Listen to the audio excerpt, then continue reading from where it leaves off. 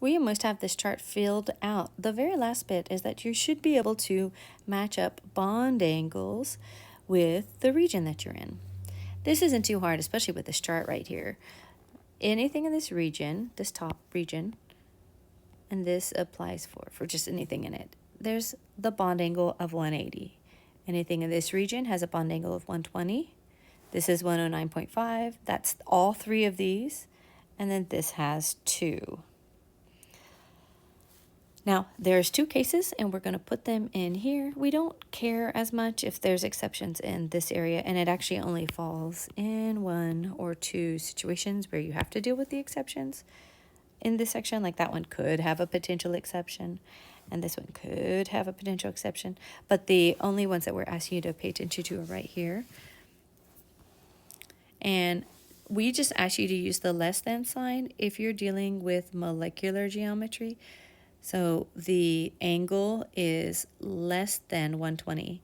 It's actually 118, and that's because these atoms, again, these electrons are pushing these elements close together. So normally it's 120, but because they're pushing, it moves it to the 118.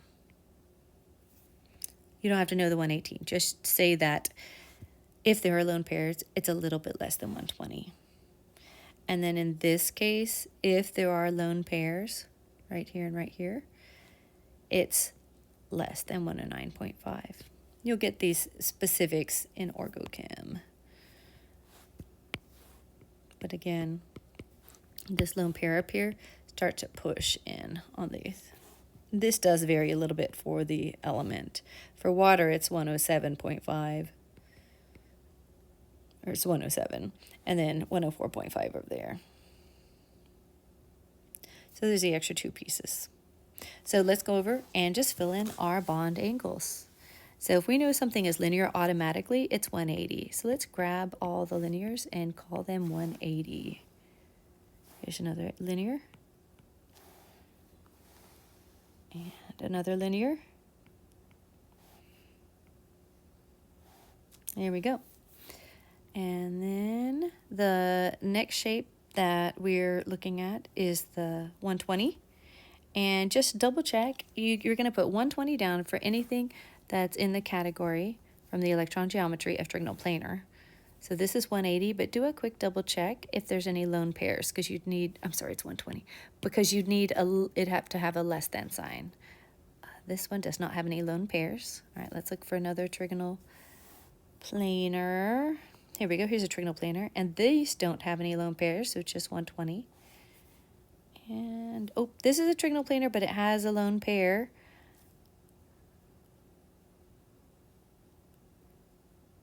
I'm not sure what happened here. This was not supposed to be trigonal planar. This one was supposed to be linear.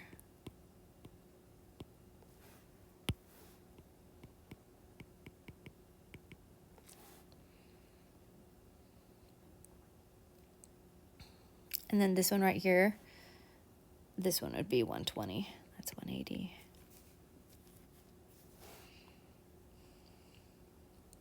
And then over here, we have trigonal planar. Those are 120s, 120, and this is 180.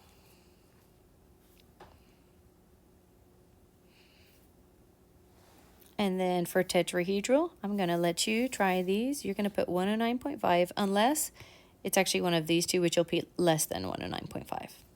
Then you'll put all 3 of these angles for trigonal bipyramidal and all those angles for the octahedral.